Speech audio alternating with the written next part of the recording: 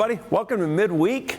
I missed you last week, but we had a phenomenal update on our student ministries and children. Man, I hope if you haven't watched that, got to go back and look at that because that was incredible. And I have two guests here today. The first one is our good brother, Jonathan Patterson, who is leading. Jonathan, I was a junior high teacher before I became a pastor, and I feel candidly that you're probably in one of the most significant seasons of a person's life. Statistically, most people come to Christ. So you're just leading in a phenomenal way, and we are thrilled. You just got a whole new crop, if you will, of students. We had Move Up Sunday last 2 weeks ago. Yep. So tell us how that is. Yeah, it's going really well so far. Our 8th graders have transitioned into Thrive, into high school really well. And then our new 6th graders, it's always weird because you're not really sure how many kids you're going to get because you get like midweek kids, you get Sunday morning kids, you get the kids who've grown up in the church. So that first Wednesday, you're kind of just like, well, we'll see who shows up.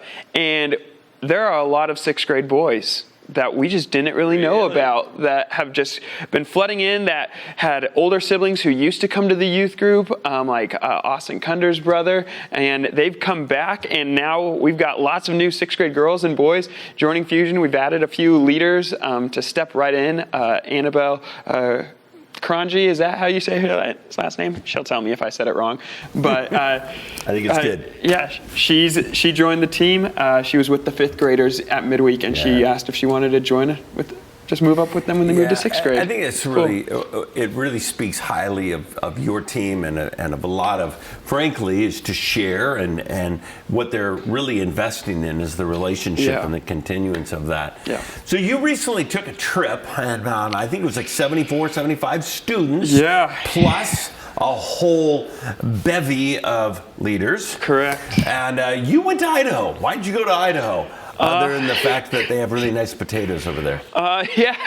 We went to just north of Coeur d'Alene, Idaho, Kokolala Lake Bible Camp. We were looking at our fall retreat. Back in our fall retreat, we had to stay here, didn't get to do anything overnight. And when we were looking for the future, we just kind of realized Oregon wasn't going to open up. So we started looking at other options. And someone threw out the idea, what if we went to Idaho? And I kind of just ran with it. I started looking at camps, found this camp, and it was amazing. We saw so many things happen on that trip, just through the bus rides there. I mean, when you have to be stuck in a bus for 7-8 hours, conversations just kind of go, and relationships were built. We were able to just kind of talk about things that were going on in life. When you remove yourself literally from the state and everything at home, walls come down, burdens get shared, and it was just kind of one of those opportunities where we didn't really know what we were getting into because we've never done it. Yeah. And God just said, I'm going to bless this way more than you ever could imagine. Yeah, I loved hearing the stories of the travel time. Yeah. That actually wasn't dead time at all. No. That was really, really powerful. Mm-hmm. I also enjoyed, because over the weekend I got to see a lot of parents. Like, I haven't heard from them. I said, yeah, they probably took their phones away and kind of like put a limit on that. But you know what? That may have been the best gift in the world. It was awesome. Is that they really just got to focus on people. Yeah. Wow. When we are all talking about this, we had the period of COVID where there were lockdowns, lots of restrictions. Mm-hmm. We're starting to feel and see some of the effect. And some of the effects are pretty hard when we look at some of the families. And some of the things, what are some of the things you're seeing in terms of, there's been challenges with school, there's been a lot of other challenges, relational challenges. Yeah.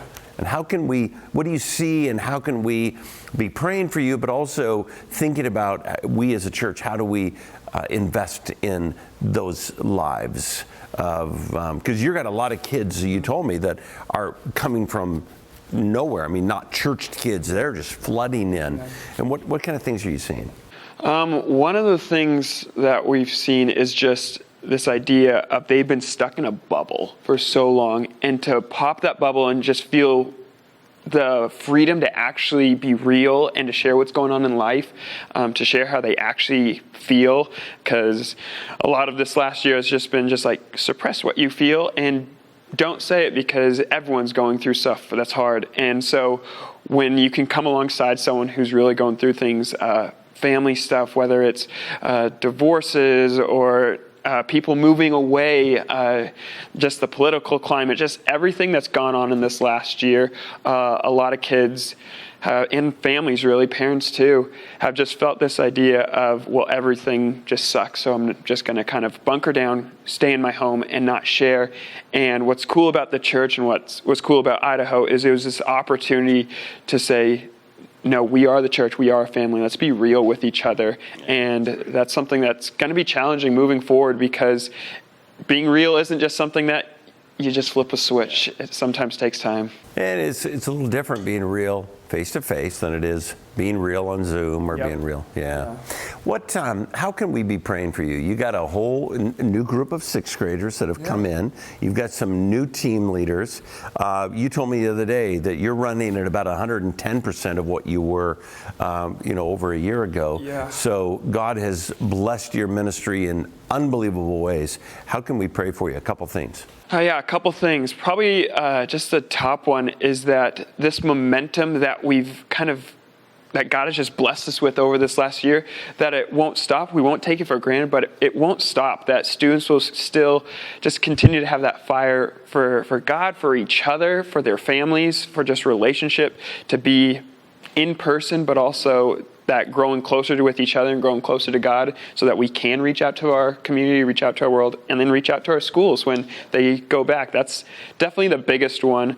And then the second aspect is we do have just some new leaders, and so that they can get integrated well, that they can feel confident that they can lead. That's something that I love seeing, is when a new leader, you just see that switch turn on in their brain, and all of a sudden they're just like, I can lead middle school students, and it's not just the youth pastor, it's this team of people, which is really cool. You are leading one of, I will finish where I started, one of the most significant seasons in students' lives, kind of like where their faith becomes their own. Mm-hmm. And boy, am I glad you're on the team. Great. Thanks, my friend. Well, I said I had two guests today, and I have a very special guest on this day. Welcome, Mrs. Hankey. I'm glad you're here. Thank you. And today is a very special day in your life. What is today? Well, today is our anniversary, 37 years. You were celebrating 37 years with your husband. That's pretty amazing. When you got married, did you think, man, I'm going for the 50. Did you think about that when you got married? Like, I'm going to be married forever to this guy. Or did you think, I wonder how long I can stay with this guy? No, I never questioned ever how long we would be married, because my mom and dad were a great example. So I never thought twice about When did you discover discover that you married a terribly imperfect person? Well, honey, I don't think that happened in marriage. I think that happened when we were dating. Oh, that's nice. And what has been the hardest domestication principle that you've had to help your husband come to grips with? Okay, well, I was thinking about that question, and I couldn't come up with anything, but the big joke in our family is whenever you help out, and you do that a lot, I have to say, I can't complain at all in that area, but he does just 90%.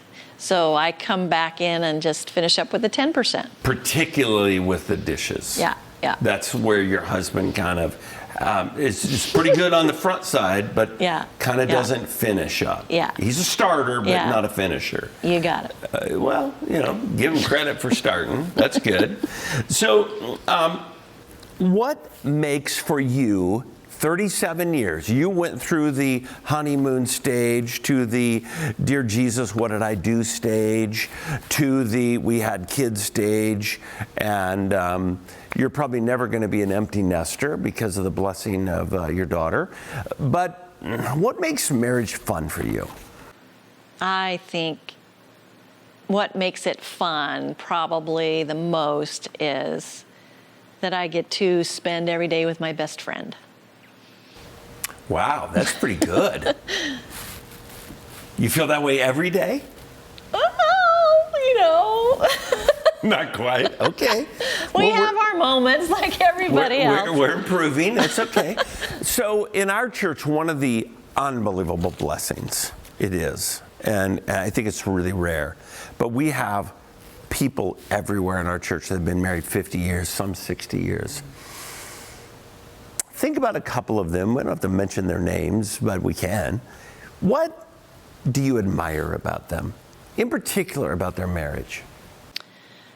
I think when we grow older, there's all kinds of aging issues that happen. And when I see an older couple together and they care for each other and they're tender with each other, they still hold hands and they're extremely patient with each other and the things that change later on in life. I think that's what I admire the most. Last question for me, and then you get one that you get to ask at Just the end. one? So, yeah, just one. Okay. I mean, we don't want to go overboard on this thing. Yeah, I know. What restaurant do you hope your husband takes you to on your anniversary? Okay, I had to think about this for a moment, but there is a restaurant in Chicago that's a hole in the wall that has the best seafood Chicago? ever. Yeah, that's where I want you to take me.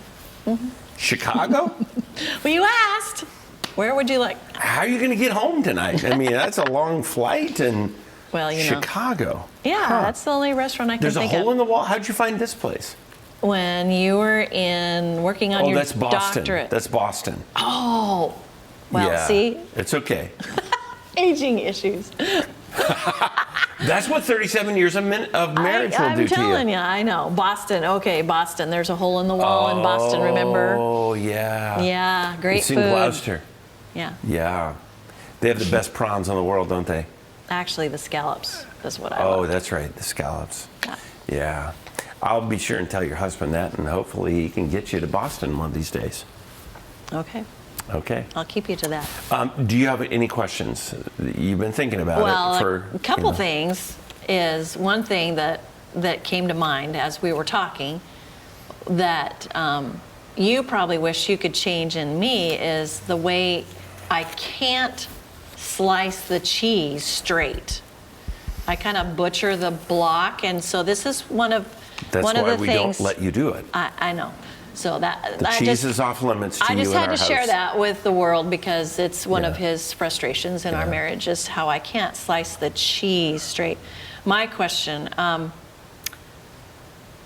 there's lots of things that I'd like to ask you, but it probably wouldn't be appropriate in front of the congregation. But anyway. Let's not do that. then. Okay, I won't. So all I could think of, honey, was when will you ever slow down? A lot of people ask me that. When will I slow down? It's called death. Okay, that's what I Yeah. thought. Until then, life's a wave. Got to ride it, right? Yeah, It's good. sleep is for wimps. Sleep is for wimps, and I'm immortal till the will of God is accomplished in my life. Yes. My all-time favorite quote. We just wanted to have fun today. It is our 37th anniversary, and we could not think of a better place than we would love to be than right here with you. And a restaurant in Boston tonight. That would be so good. We love you. Have a great day. And for those of you who are married, stay. For those of you who are going to get married, do it.